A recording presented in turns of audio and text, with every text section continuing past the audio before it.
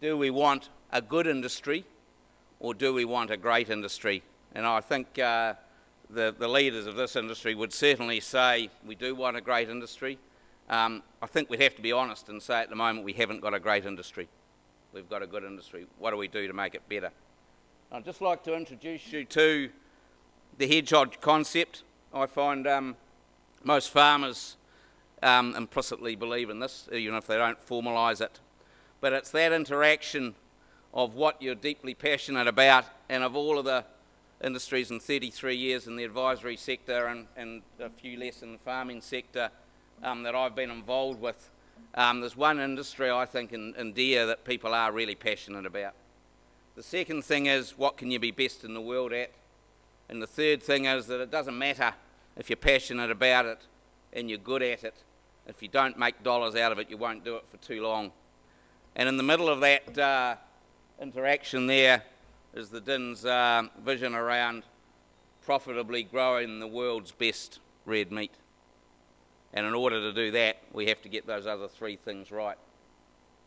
So let's think about, firstly, and I'm using some of Colin's key principles and just bringing them back to how they impact on the deer industry. So the first thing is, who do we have involved, which is you guys and girls, and then what? And the people are the most important asset. Yes? No? No, they're not. It's the right people. Are you passionate about deer? Do you want to be really good at it?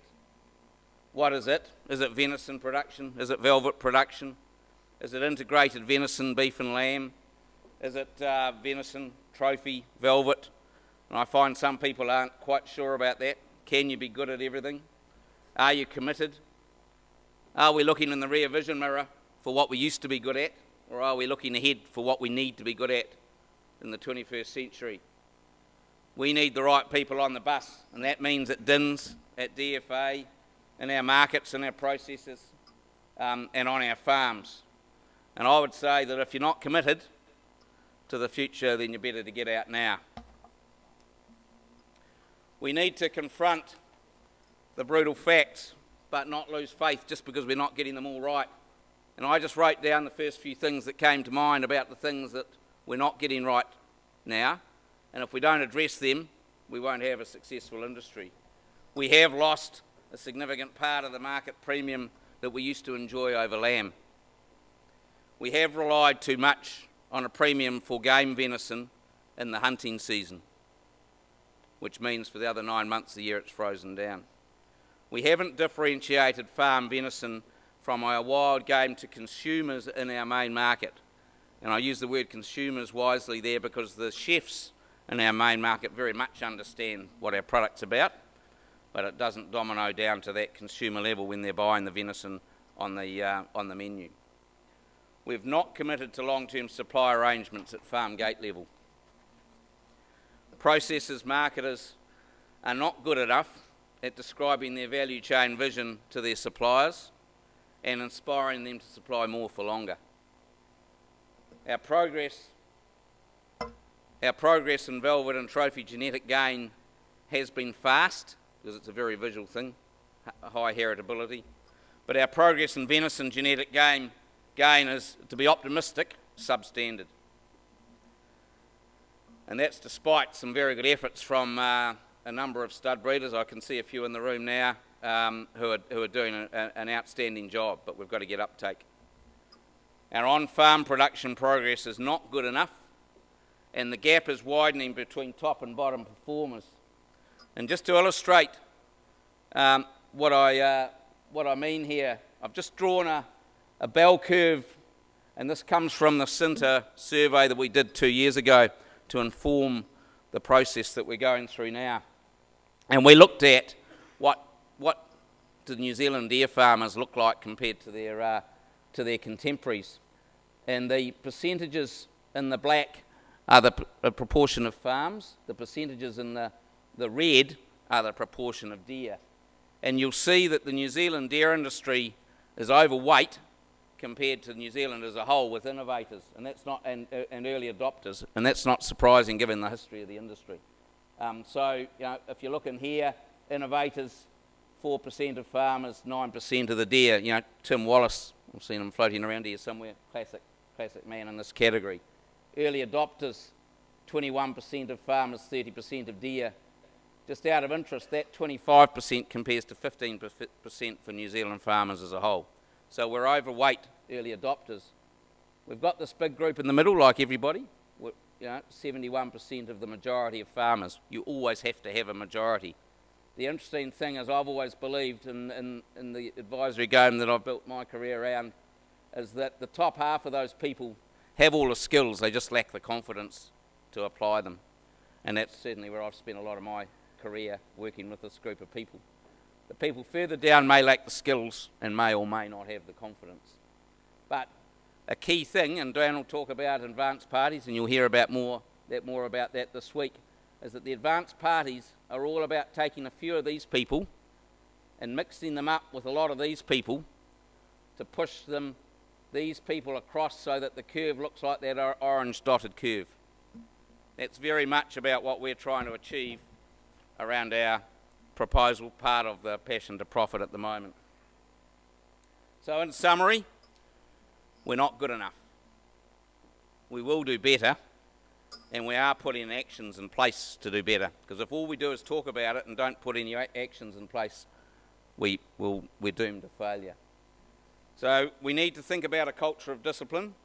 The success comes not from people who discipline others, but from disciplined adherence to a concept and adherence to the plan that we've set resulting from that concept. So we need disciplined people, we need disciplined thought, and we need disciplined action. And I know that a number of the groups who are using your levy money, because after all that's why we exist, we have to have levy money to exist, are working really hard in that direction, and I've named them on the board there. But there's a number of groups who are all working in their own sphere, and what the P2P project is to try and bring them all together and act as some glue so that we're all pushing the scrum together rather than individually. I just wanted to talk about the discipline of behaviour, because above the line behaviour, and some of you may have heard of above the line behaviour, what it does is above the line behaviour takes ownership of the issues. It accepts accountability for the issues, it accepts responsibility, it acts on those, and then it sticks to the plan. Below the line behaviour blames others, excuses our own performance, denies responsibility, defers action, and doesn't have a plan or wanders off that plan. And my role as chairman and our role as a board is to make sure that this industry is a good example of above the line behaviour, not below the line behaviour. Just wanted to talk a little bit about technology and science accelerators, because I believe that farmers and processors have a great history in pioneering the application of new technology and science, and the deer industry is as good an example as there is. The mere existence of the deer industry is a great example of applying some new technology and new thoughts. Our drive to adapt and adopt the technology and science should be driven by our desire to turn unrealised potential into profit, not by the fear of being left behind by another industry. And I just wrote down on Sunday when I was writing this, I just wrote down the first 10 things that came to mind as some examples of technology and science accelerators. The first one that came to mind was scales. I suspect about 10% of the people at farm deer use scales. Electronic identification, AI single-sex semen, progeny testing schemes, DNA mapping, new plant species and systems adapted around them, advanced parasite management, overseer, FarmX, fast broadband access to the internet, the list can go on and on. Such items are only accelerators, not creators of change. I just wanted to talk a little bit about the concept called the flywheel and the doom loop. This is one of, oops, I'm sorry, it keeps disappearing there. The flywheel and the doom loop, this is one of Jim Collins' concepts, and I think it's very relevant, because if you look up here, you can see that the things I've talked about, leadership, first who have you got, then worry about what, getting the right people first, confronting the brutal facts, The Hedgehog Concept, which is the combination of what you're good at, what you're passionate about, and what you make money at. Culture of discipline and those technology accelerators, they all move across here, but it takes a long time in the build-up before you get breakthroughs. And if there's one plea for patience I could make for you, is that we're doing a lot of work in this build-up phase now. I'd like to think we're about to make some breakthroughs, but they haven't happened yet, as you well know. But we've got two choices here in this industry. We can actually take the positive view, where we line up the people, we get energised by results, we build momentum, you've got to turn your wheel, and nobody knows better than farmers how long you've got to do the job right before you get momentum. And one of the things I get the most pleasure out in my capacity as a farm advisor is seeing people have worked bloody hard for 10 or 15 years to see no results, and then suddenly they shoot out the top, that accumulated momentum of a lot of years of hard work. And genetics are a very good example of how you have to work at it for a long time. You step forward, you start to see the visible results, and a good example of visible results would be something like fodder beet. You know, they're very visible, very quick uptake. And then, of course, you start going back round. The alternative, if we want to be negative, and if we want to take the doomsday scenario as that we get disappointing results, we react without understanding why we're getting those disappointing results. We change direction, and how often do you see companies change chief executives every 3 years when they don't succeed? You don't get any build-up, you don't get accumulated momentum, and it goes back around again.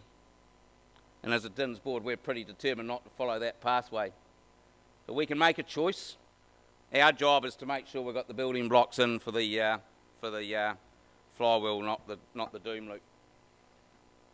So Collins actually researched which companies had performance that was 10 times better than their contemporaries over a long period of time. And I think we can take the same lessons for a small industry. One of the first things he identified is you've got to do the numbers. You've got to use hard evidence on which to base your decisions, not just gut feeling. Don't let the heart rule the head. Make sure the head rules the heart. And to be fair, in some cases with some farmers, they are using the head and they've exited the dairy industry. We want to make sure that a lot of other people that shouldn't, if they're using the head, exit the dairy industry, stay in and build. And we need to base buying decisions on hard analysis. The next one is, adherence to hard discipline. And I would say that farming and also meat processing and marketing, in my experience, is just an absolute relentless grind of continuous improvement with the odd breakthrough. There's nothing sexy about it, there's nothing easy about it, you just got to keep going. But without a firm goal to aim for, that grind leads nowhere. We drift. And without discipline to work to that goal, progress is negligible. And Collins also uses a term called productive paranoia. Now what the hell does that mean? Paranoia means, in a productive sense, that we're staying highly attuned to the threats of the industry, our system, our profitability and our social structure. And I believe that the danger and the risks are greatest when all is going well. And how many times have we seen that, where you get a boom and bust scenario? And you could think back even within the history of the dairy industry, the greatest dangers were when things were going the best. But the opportunities are greatest and the risks are least when times are tough. And I would argue that right now we've got some of our greatest opportunities and some of the least risks. We've pretty well identified as many as we can. And the dairy industry should be on full alert, in my view, but the opportunities outweigh the threats. Collins also talked about a concept called the 20-mile march. It's just the marathon of having to do the job right. But he identified 7 characteristics that were required if you're going to get to the end of the 20 miles. A, set clear performance markers. You've got to have a goal. In our case, we've set a goal in terms of EBIT per kilo of product sold. Self-imposed constraints, appropriate goals to the industry or the company you're working in. It's got to be within our control to achieve. It's no point in setting a goal that's completely outside our ability to achieve it. So no point in saying we want the exchange rate to be 60 cents, because we can't do it, we can't control it. We need a proper time frame. In this case, with this industry, we've set 10 years. It's got to be imposed by ourselves, not by others, and it needs to be achieved with consistency. And we did set our 20-mile march at this conference in Wanaka in 2012, and that was that we wanted a profit gain from production, and this was not just an aspirational goal, it was worked out from the bottom up of $2.37 a kilo of venison. We worked it out from the bottom up. We also thought on some relatively skinny research at the time that we could make a profit gain from the market of 67 cents a kilo. Now that was without the tide coming in on commodity prices. That was just the bottom line gain, the cream on the cake, if you like. We've subsequently raised our sights to $2.50 a kilo of venison. So that's $2.37 plus $2.50, $4.87. The next concept around firing bullets, not cannonballs, and by bullets I mean new innovations. They don't cost too much if they're bullets, so you can fire plenty.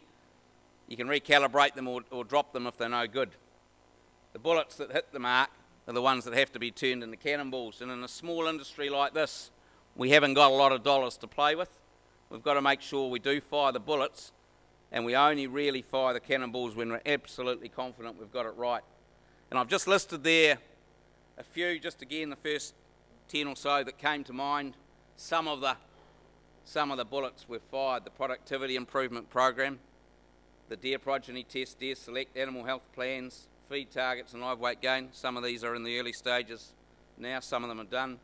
The Deer Productivity Hub, the Savannah Extension Project, designed by Nature, which is the European project.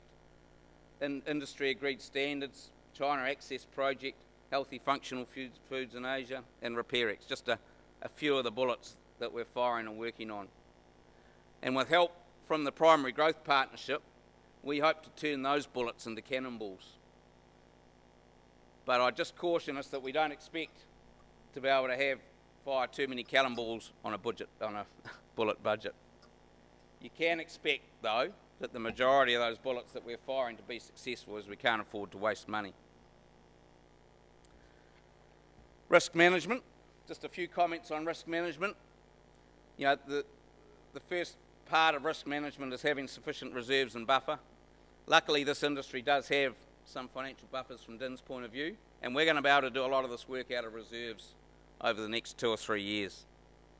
But the deer industry has seen a number of black swan events, the tough ones that nobody expected.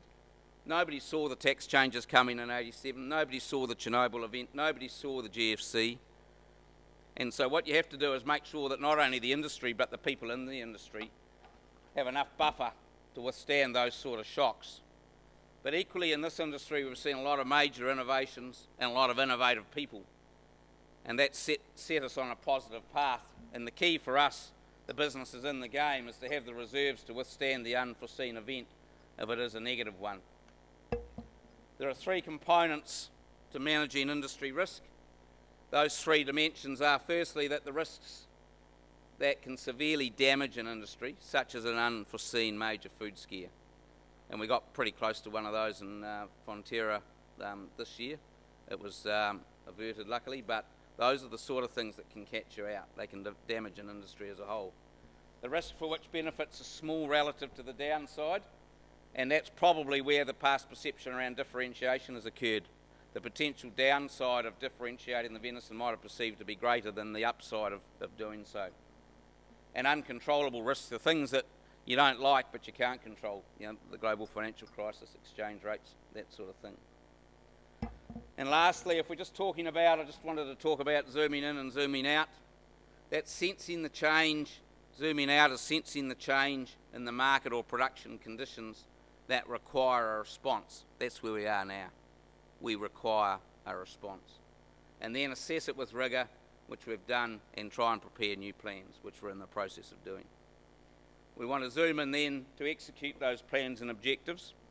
And what I'm going to do now is hand over to Dan, because he's the man in charge of the execution phase. And when you're talking about getting the right people on the bus, he's the right man. He's driving the bus. So I'll let him explain more. First of all, I'd just like to welcome again our distinguished guests from China. We're honoured to have you with us. Also like to thank our sponsors who have made this possible, genuinely made it possible. We wouldn't be here if they wouldn't help us out. And also we're innovating again. We're on TV, so this is the first primary sector conference in New Zealand to be broadcast live over the internet on rural TV. So thanks to the rural TV guys. And I'm gonna talk for hopefully just 15 minutes or so, and then would like to have a bit of time at the end of that to ask questions of Andy or I on what we've talked about. So, as Andy said, there's a sort of a big plan, and I'm going to tell you about how we're doing it. But first of all, I just want to put some ground rules in place. What is DINZ? DINZ is your organisation. I work for you guys. I'm your humble servant. You pay my wages, and my job here is to help you, the industry, being farmers and processors and marketers, to help you do your job better. Okay, I'm here to help. Okay, I'm not from the tax department, no. But to be clear on that, I don't grow any venison, I don't buy any venison, and I don't sell any venison. So the plans we have in place rely on the people that do those things coming along with us. We can lead and cajole and persuade, and even twist arms with a little bit of your money, but that's our role. So the execution really for me is wrapped up in what I'm calling a strategy, which is passion to profit, and I'm going to run you through how that looks, and then we'll talk about some of the detail, probably in questions and answers afterwards. So passion to profit, the first thing people say when I walk in the room, well, if I'm talking to farmers, they say is, oh, you just want us guys to improve our productivity, and that'll take the pressure off the industry on profitability. And I want to be clear, that's not what I'm saying to you, okay? This is not about placing the burden for profitability on any group or other. Passion to profit is an across the value chain program, okay? Everyone has some room to improve, and the program is aimed at helping them to improve profitability right the way across. So that includes in the market, that includes on farm, and there's some important linking points between markets and farms. So over on the market side, it was supposed to be a big surprise, but unfortunately it's not going to be. The centrepiece of where our planning is going in markets involves this brand called Savannah. Well, in fact, previously it hasn't been a brand technically, it's been something called an appellation, whatever that is. But what we're talking about now is actually a brand. So we're talking about launching a new product that is called Savannah into a range of markets where it does not currently appear, and having that new product supported by a group of 5 major processor exporters who are all proactively in the room discussing this concept and driving it forward. So just to be clear, this is a marketer-led initiative. And here's my little representation of 5 companies. But those are the big 5 companies that you know of. I want to stress that although this is not a done deal, this is not signed up, these guys have shown a very high level of commitment to it and are actively driving the program. So what would Savannah be? What we're talking about is a high-end product that would be marketed in the first instance to probably 2 or 3 new markets where it doesn't currently exist. Those would be a couple of smaller European places in the first instance, and possibly a market within China. And that might be a large city in China. The product will be, as I say, high-end, middle cuts probably in the first instance, a year-round premium product backed by probably single distribution, exclusive distribution arrangements in markets. So the concept here is about differentiation away from the gain trade, differentiation away from reliance on the game time of the year, and diversification of markets away from where our heavy reliance is in that European continental game season. That's the concept. So I suspect we might have some more questions on that at the end, but we'll come back to those at the end. So what are the linkages between the market side and the on-farm side? The first one will be no surprise to you. So that's not that's not really associated with Savannah, that's associated with how our markets are now. So we know this, we've had it, the DFA people don't like it this morning, but the reality is the people who will pay the most for our venison at the moment are European people who like to eat venison in their autumn hunting season. Those are the people with the most money for us at the moment. And we know under current market conditions, if we can get the livestock ready for them to eat during that time so we can send it chilled, they will pay us more money. So that's a way to add value to our sector, like it or not. The second one is associated with that future concept around Savannah, and it's saying that if we actually want to premium position a product, it's going to have to be backed by some pretty firm standards. And those are going to be tangible standards about what's the product people are putting in their mouth and chewing. It's going to have to be pretty good, but also intangible standards about what are the things that people expect of a product's value chain, supply chain, when they buy it. What do they want to be really comfortable about? And that includes ethical things, and you can imagine that would include, for sure, animal welfare, probably environmental things, and possibly a few other bits and pieces as well. We haven't got that all nailed down. So if we think there's sort of two broad sets of market linkages into the on-farm side there, the question is, how do we enable those market demands to be met on-farm? And the answer to me is through science and technology, okay? So in my view, we have the technology.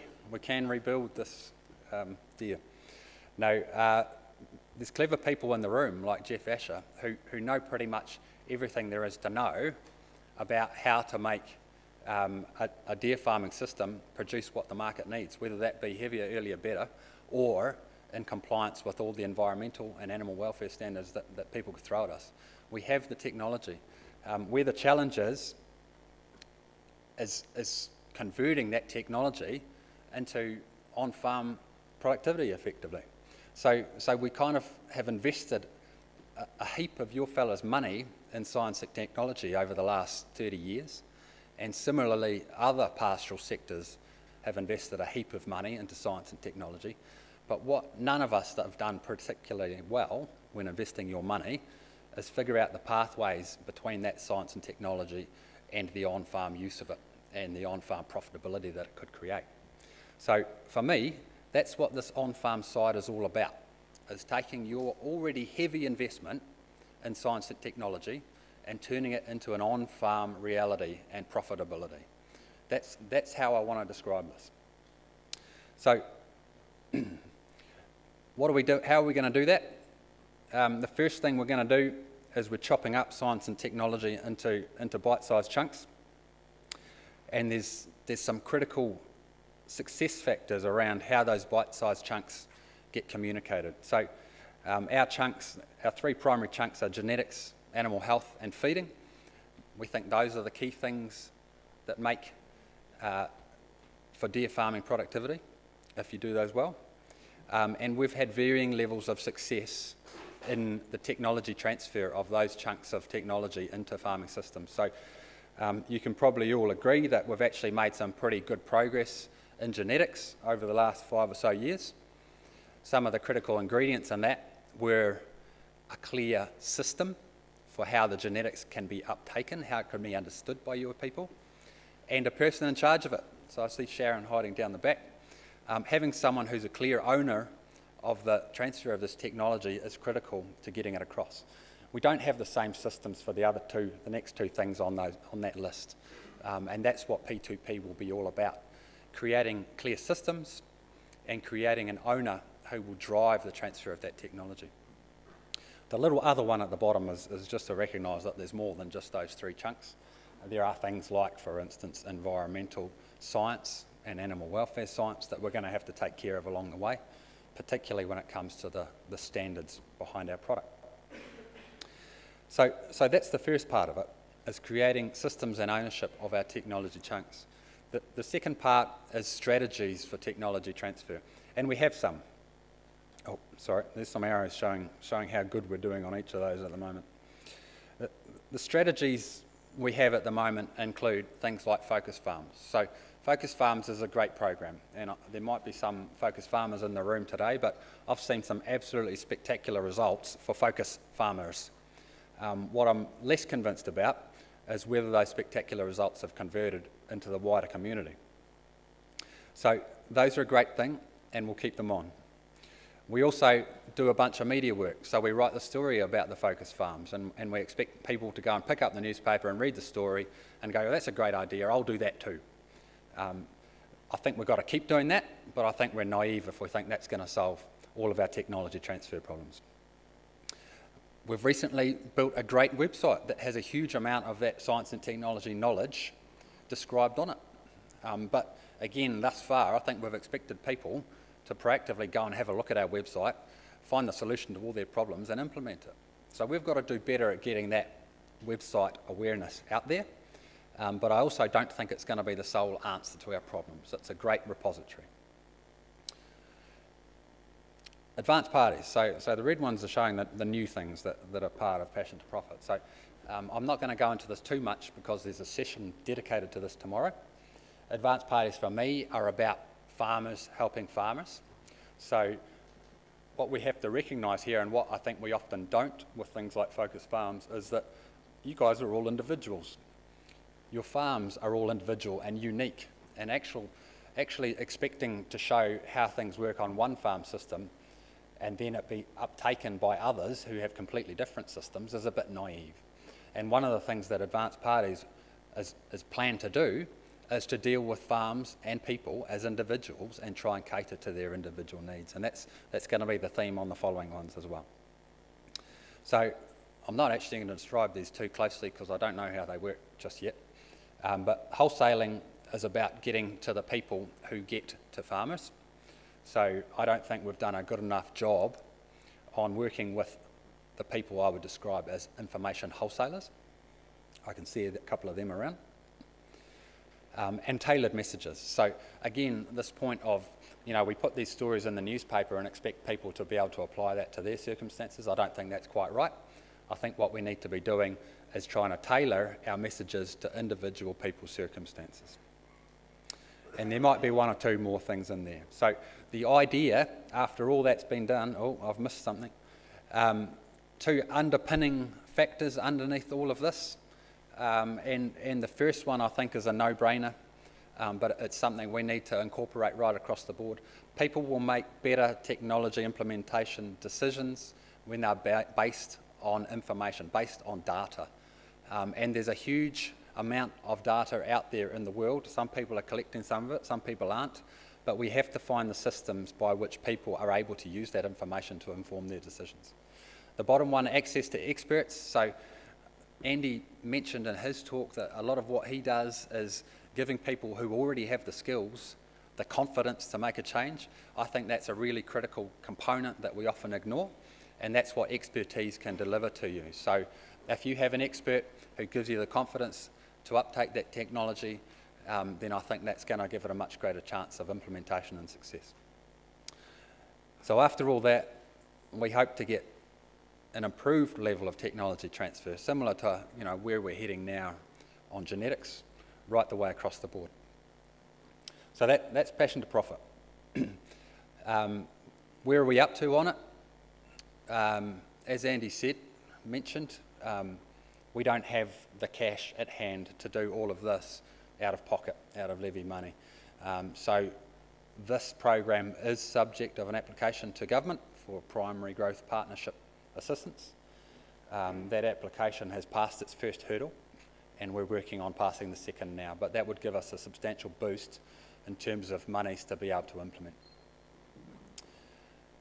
In the meantime, certain things we're getting on with, so we just can't wait for that funding to come through. We need to get cracking and shift the things we can, and Advanced Parties is one example of that, and the Savannah project is another example of where we're getting on with stuff that we've just got to get on with.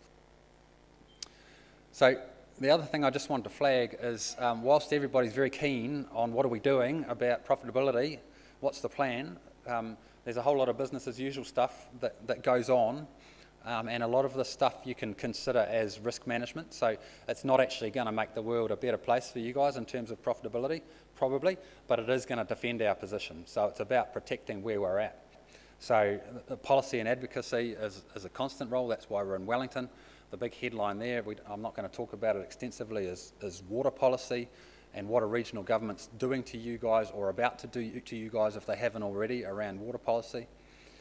Market access, again, it's really an advocacy role. It's a constant grind.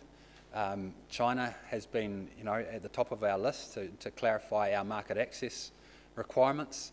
There are some lights at the end of that tunnel that some of the marketers might describe to you, so we think we're making progress, but there's more work to do. Quality systems, again, quite a lot of your money is spent on maintaining the quality systems we already have, particularly around velveting and transport. In our research portfolio, you'll have a session on the deer research, well, some deer research tidbits tomorrow. There's fantastic work going on there again, but once again, our challenge is technology transfer. On the velvet side, RepairX, I know people have been standing up in front of you and talking about RepairX for a long time. Where we're at, very briefly, is that we have a trial protocol approved by ethics, approved by the regulator. We have clinicians secured, we have products secured. We're 99% there. We're awaiting the final hurdle as regulator approval of the manufacturing facility to produce the material that we will try.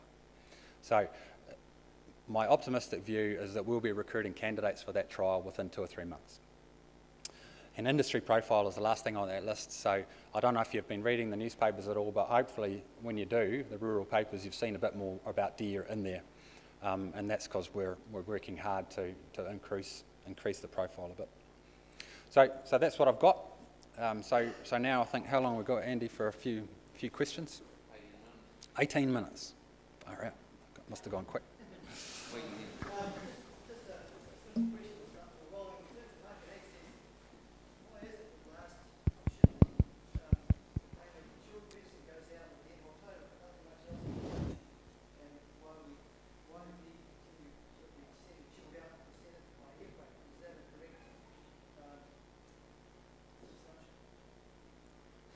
Oh, well, I mean, there's people better qualified in the room to answer that question, but I'll have a crack at it. I mean, you're generalising that you're talking about chilled venison to the European market. There is a little bit of chilled that goes year-round, well, in fact, quite a lot that goes year-round into the US particularly. And the issue is that seasonality crunch around when the Europeans want to eat their venison, and they want to eat it before Christmas in general. The different markets have slightly different seasons, but they generally want to eat it before Christmas, and that's how long it takes for a boat to get there. So if you want to catch up some chilled product before Christmas, but after October, you've got to put it on a plane. Is it native ships or what? No, that's the voyage time. I'll just get Glenn Tyrrell's in the front row. He's the expert here. I'll get him to, he might be able to add something for you. So, the game season pretty much finishes at Christmas in Europe. So, end of October, first week of November is when the last vessel sails that arrives mid-December and gives the customers an opportunity to get that into consumption pre-Christmas. So, most of them are pretty nervous about holding chilled venison after Christmas. The demand generally goes down quite a lot. The restaurants quieten off a little bit after that time. So there's a real rush and a real higher demand. So restaurant demand peaks just pre-Christmas, and they want to have product in the market for that. And certainly from January onwards, there's a limited demand for fresh chilled venison from New Zealand. So end of October, first week November, just in time for the last vessel. So you're looking at the 2 months prior to that when we're heavily loading. And then in November, there is some catch-up from air freight. So if it's a good season, if customers have under-ordered a little bit or we've underproduced, then there's a bit of catch-up by air freight during November. But that's pretty much when the bulk of it, so 80% of New Zealand's chilled venison probably goes out in that 2 to 3 month period. Then you might just make a comment about shipping schedules and slow steaming. People might have heard of slow steaming. We used to be able to get a ship to Europe in under 30 days, but all of the shipping companies these days have reduced their transit times. They've slowed right down, and they use less diesel basically. So their cost of getting containers to Europe, but also their carbon footprint has decreased as well. Now they will say that it's environmental awareness on their part, but it's actually money saving. But it doesn't affect frozen so much, but it has had a big impact on chilled. So it takes us longer, and we end up with a shorter shelf life when it arrives there. And so that also has shortened up the production period for us. Andy, would any of the team be familiar with what the current tariffs are on red meat going into Europe versus game meat? And is this now a time to review the channels that we're sending all our venison? I'll defer to Glenn because I'm not an expert in that regard, and I don't think Dan is either, but I think there's a reasonably simple answer, Glenn. There is none. You come up here, use the microphone, Glenn, I think would be best, because I think we're on film, so it's better to have it on the microphone too. Dan's ex-MIA, so he knows all this stuff anyway, I think. But look, sheep meat goes in under quota, 217,500 tonnes of sheep meat quota. New Zealand has a large amount of quota into the EU. We used to fill that every year, but with the decline in sheep meat numbers and production, we don't fill that anymore. And China's hoovered up about 30% of our exports. So New Zealand doesn't fill that quota anymore, so that's no longer restrictive. We don't pay a duty or a tariff. That got removed about 20 years ago. So we have a very privileged position on sheep meat into Europe, where we have a large quota that we don't fill. On beef, we have to pay duty and tariff. It's more than 20%, depends whether it's chilled or frozen. So we do have no direct access without duty on beef. Venison goes in under a game meat, and so currently there is no tariff on game meats. There has always been a concern that if we over-promote the farmed side of the business, that it could attract a tariff, but I think that's a very low risk. So at the moment, we don't have a tariff on either our sheep or our venison going into Europe. We do pay duty on beef. So if we were to revisit the channels that we use and send venison in as a red meat, is there significant risk of it attracting a tariff or not? And the reason for that is because, as we all know, that the European game trade is the dirtiest trade in the world for anything, and there's still venison being shipped and entering that trade and then being moved around unsold. Mark, just to reinforce Glenn's point, the tariffs out of quota on both beef and sheep meat are very high. There's not a clear distinction between game and meat. There's different tariff codes, so there's beef codes, there's lamb codes, there's deer codes. The other point I would make is the tariffication of your exports probably doesn't necessarily make any difference to who's going to buy it when it arrives off the ship at the other end. So, I mean, we're very conscious about, the strategy here is about diversification away from those traditional markets that we've relied on, and it remains the strategy. But, I don't think there's a simple answer to that around tariffication. Dan, is this going? That diagram you had up there, Did you like it? That up there, with all those arrows on it? Yeah, a lot of arrows, eh? That looked to me like a bit of a gravy train. And the producer's away at this end of it, picking up the tab for it all. So, out of the $2.50 that Andy told us about, extra, how much is going to be left at our end of it? And I'd put it to you that if we got that $2.50 first, before nobody else had a go at it, you'd probably find that production would substantially increase without all the extras and the hangers-on. Where do we get the $2.50 to give it to you, Andrew? It's got to come from the front of that train, mate. It's a fair question, and to be honest, that's exactly where we're at the Savannah project at the moment. So Innes Moffat, who a lot of you guys will know, was on a plane yesterday going to the markets to talk to chefs and potential distributors to ask the questions, given that, this outline of a product here, would you pay a premium? And if so, how much product do you think you could shift? So the answer has to add up to the premium multiplied by the amount of tonnes we think we could shift is going to add up to more money than it costs to implement the thing, which is the only way you're actually going to get more money flowing back through the supply chain to farmers. But I just want to dig into a point there, Andrew. If you think about the way our industry is structured, these are 5 competitors, in venison marketing, sitting in a room and saying, look, we'll put our heads together on this new project that hopefully adds value to the product and returns more value back to New Zealand. The only reason that they would want to do that in a competitive situation is because they want to get more money back to the farmer. There's no other reason to do it, okay? It's not going to competitively advantage any one of them. The only reason you do it is to get more money back into New Zealand. So that is the intention of what we're trying to achieve. And those marketers are doing it with that objective. I think somebody said, was it 250? And that needs to come at the front end for the producers. That was the question?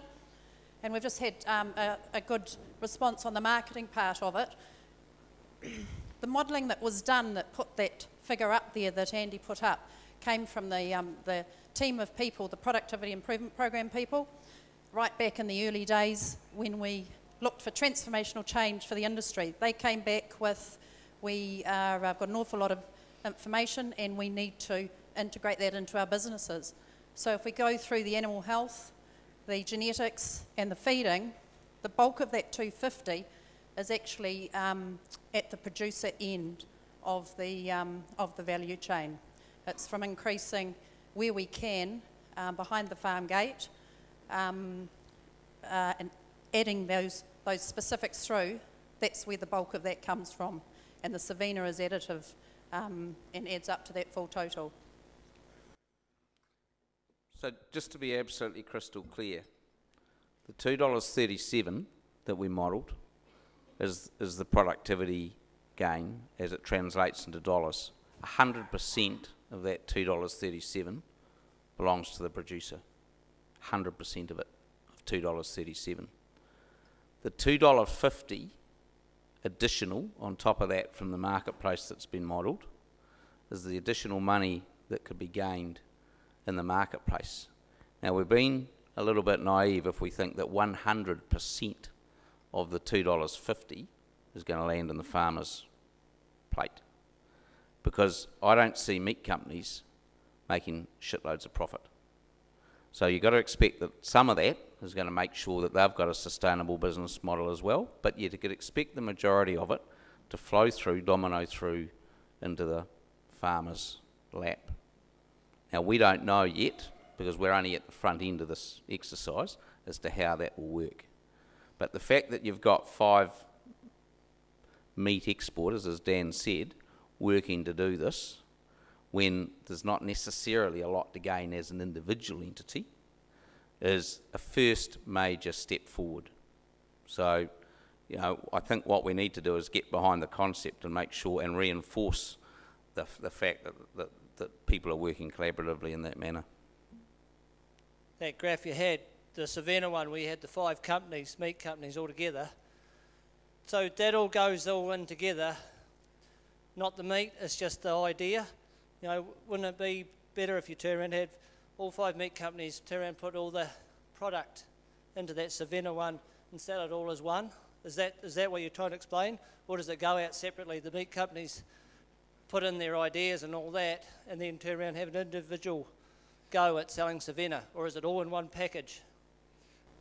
The aspects that are different from the current Savannah system in the US are rather than being an appellation in association with a proprietary brand, we're talking about a single brand, being Savannah. And secondly, rather than individual sales channels to whomever you like as a customer with complying product, we're talking about probably a single outlet for the product, wherever it be produced, in any of those given markets.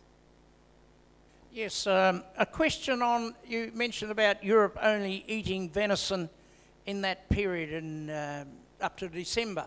But you had a great program, well, you told us it was a great program. You tried to change the views of the European people. Us old farts, yes, we only eat it up to Christmas. But you got into the younger brigade who bought it retailed. You told us that we're doing marvellous at retailing after Christmas. What happened to that program, or was it a flop? Did I say I've only been here 8 months? I think I might have mentioned. No, what I think, I suspect you're talking about is a program called Premium by Nature, which is something we run in Germany and has been underway for about 2 years. And this is targeting a younger generation of German chef, and we've had 2 well, you know, certainly look nice visits of Michelin star chefs out of Germany coming to New Zealand, learning about venison. We think we are making headway on that 2 years in and actually changing some of the attitudes of those younger people. That's a German-focused strategy. What we're talking about for Savannah is actually not Germany, certainly in the first instance. But I mean, I think the point, and others in the room can correct me if I'm wrong, but I think people have been trying to create demand for venison in Europe outside of the game season for 20 or 30 years. Now, I'm not saying that they've failed or any of their efforts have been not worthwhile, because probably 1 tonne that you can move is worthwhile investing in. But we haven't shifted the entire demand. No, that it is still concentrated in the game season. That's the reality. But I think it's still worth us chipping away at trying to move perceptions, and we'll continue to do that.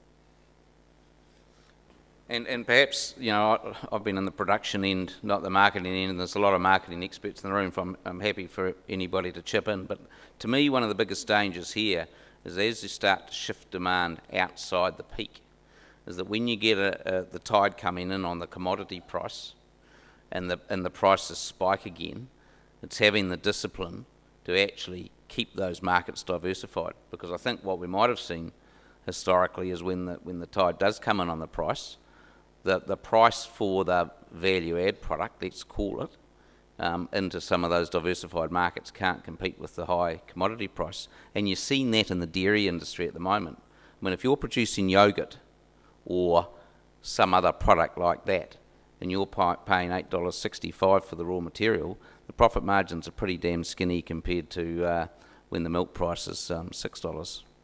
And so that's always the challenge in these diversified markets, is when the tide comes in, do we resist the temptation to flog it all for the highest price on the day?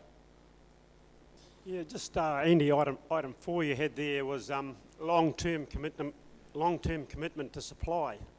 Now, given that 2 of the companies take 70% of the profit, and they're both renowned for making losses, do you want 70% of us farmers to make long-term supply commitments to loss-making companies that we don't know whether they've amended their practices? Their staff's still there. I know of a company that heads don't roll when they make a loss. So where to commit to supply to loss-making companies? I'm happy to answer that. If you looked at the point above that, which was that the companies also need to be able to display their 3-year vision. I mean, we're not at the point where we can get a 1-year commitment out of farmers at the moment. And possibly some farmers would say that they're not quite sure what an individual company's plan is for that 1 year. So this is a two-way exercise, two-way communication exercise. It's not one way. And it's all about more transparency around where it is. And hopefully the path we're on now will lead to that. This is a very small industry. If we can't do it in the dairy industry with 2,250 dairy farmers, God knows how we'll do it in the 2,500 DINZ. God knows how we'll do it in sheep and beef. So this is a good exemplar. We have to be able to do it. Get our transparency, get our communication better. Can I just add, Leith? I mean, nobody's telling you that to support the loss-making ones. What we're saying is to pick the one whose values you align with, and work out a relationship that lasts a bit longer than week by week. One of the lovely things about this industry is you do actually have a choice. Yeah, Dan, for 20 years we've all talked about diversification in the dairy industry. We can't afford for this industry to shrink anymore, and the comment I'd like to say is that those 5 processors need to take a clear message away from this meeting today to get on with it and get the job done. Well, I mean, they're in the room, so they'll hear you, Chris, but from my perspective, we've actually received a pretty good level of commitment from the marketers to this point.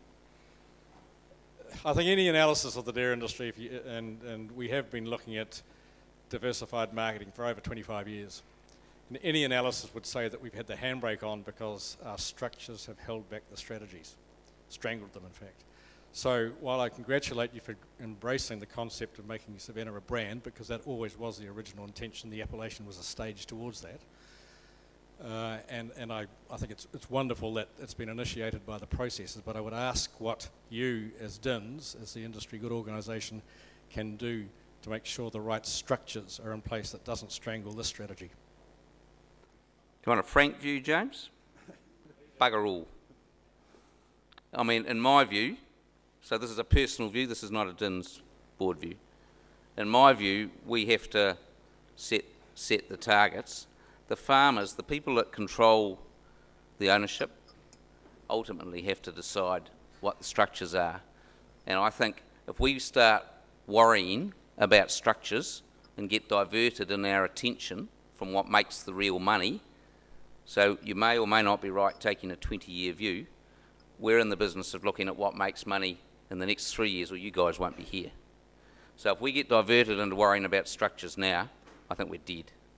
So we'll let other people, we'll let the politicians, the people that have got the influence in the industry boards. You've got two big co-ops. Two big co-ops control 80%, 75, whatever it is, 75, 80% of this industry anyway. And you've got some good, innovative, small players there. We'll let other people worry about that, and we'll get on with what we've got on the board. But I appreciate your thought. Just in something that Rodney asked before that I'm not sure we really had a clear answer on. My understanding is that as a result of the work over the last 10 years, 30% by volume is going retail and 70% is HRI in traditional markets. And if that is the case, that retail is the vehicle to roll back shoulders. Now, is that still, a strategy? Rolling back shoulders through that avenue. Yeah, I'll just let Glenn answer. He's across the detail of it. Clive, there has been a lot of diversification. So New Zealand is far less reliant on the German market than it was 20 years ago.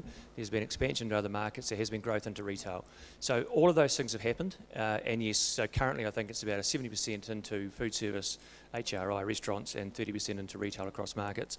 Some markets are more weighted than others. The retail product is great because you get, the origin is always on it. It's the 70% that goes into the restaurant trade that doesn't always end up with the New Zealand origin tag to it when it finishes up on the menu. Someone asked before about the spring and summer. Yes, we've tried spring fit campaigns, summer campaigns. New Zealand venison exporters, 5 probably sell to 100 customers in Europe. And you probably have 20 of those customers that do try and sell product all year round. But for most of them, the product is still sold within a relatively short space of time. So it's kind of an inch-by-inch incremental increase. What we're trying to do here is make a significant change by treating it as a new product. But food service is absolutely crucial, and we can't ignore that by going into retail at its expense. Thank you, Chairman.